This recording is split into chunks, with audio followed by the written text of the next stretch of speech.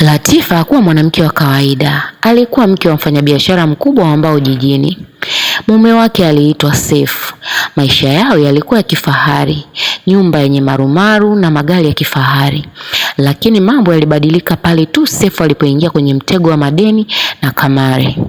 Na mwisho akashawishiwa na mwanamke mwingine kutorokea nchi jirani, akiuza nyumba waliokuwa wakiishi bila Latifa kujua. Siku moja asubuhi, Latifa aliamshwa na madalali wa mahakama. "Mama, nyumba hii imeuzwa. Una masaa mawili tu ya kujiandaa na kuondoka."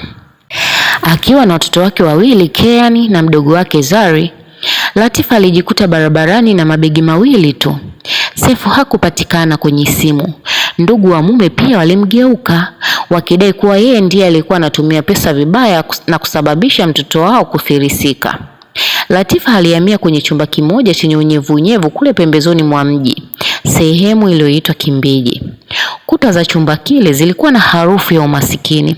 Usiku wa kwanza tu, Keani alimuuliza mama yake, "Mama, mbona hapa hakuna AC na kuna mbu wengi?" "Mwanangu, hapa hatuna pesa za AC. Huu ni uwanja wa mazoezi mwanangu, tunajifunza kuwa mashujaa."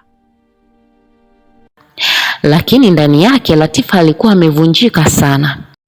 Latifa alijaribu kutafuta kazi maofisini kwa kuwa yeye ni mhitimu wa shahada ya masoko, lakini kila alipoenda mabosi walimtaka kimwili kwa sharti la kumpa kazi.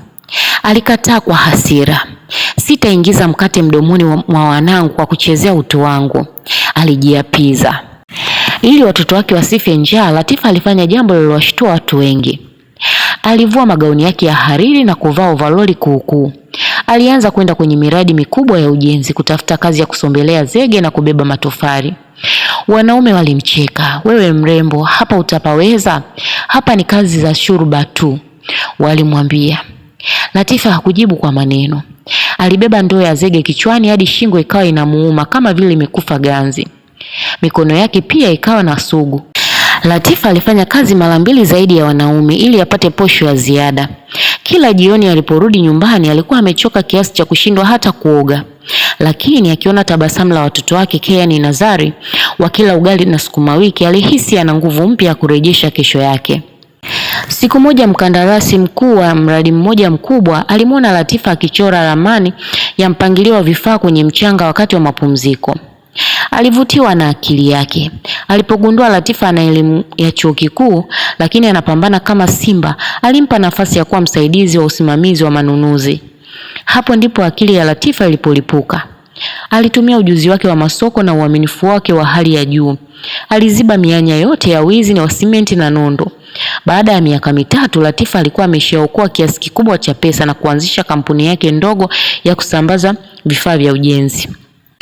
Aliipa jina kampuni yake Zarikeani, ikiwa ni mchanganyiko wa majina ya watoto wake.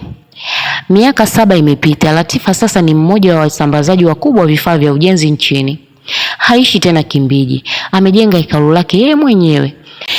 Siku moja Latifa alialikwa kuwa mgeni rasmi kwenye kongamano la wanawake wajasiriamali. Akiwa amevalia suti yake ya gharama yenye rangi ya zambarau iliyoashiria utukufu, alisimama mbele ya maelfu ya watu.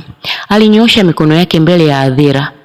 Mikono ile ilikuwa bado na makovu madogo madogo ya simenti na sugu za kubeba ndoo za zege. Latifa akasema, "Msiniangalie usoni, angalieni mikono ambayo iliwabeba watoto wangu wakati dunia ilipotuacha. Single mother sio ukilema, ni injini yenye nguvu zaidi duniani.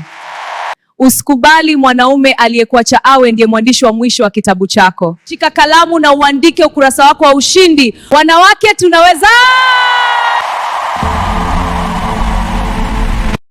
Mwisho wa hotuba yake, Sefu yule mumewe aliyemkimbia alijaribu kumkaribia nje ya ukumbi, akiwa na sura ya aibu na nguo zilizochakaa. Latifa hakumpa mgongo. Alimtazama machoni kwa amani, akatoa kadi yake ya biashara na kumwambia, "Kama unahitaji kazi ya ulinzi karibu, lakini mimi sio Latifa yule uliyemwacha barabarani. Mimi ni mwanamke niliyejijenga upya kwa matofali ulionipiga nayo." Siri ya ushindi wa Latifa: hakuogopa kazi ya chini. Alijua heshima inatafutwa, haitolewi. Alikataa njia za mkato, alijua thamani ya utu wake. Aligeuza uchungu kuwa mafuta ya injini yake. Kila dharura ilimfanya aongeze kasi. Unasemaje kuhusu Latifa? Niandikie kwenye comment umejifunza nini kutokana na simulizi hii. Tukutane tena kwenye simulizi nyingine. Bye.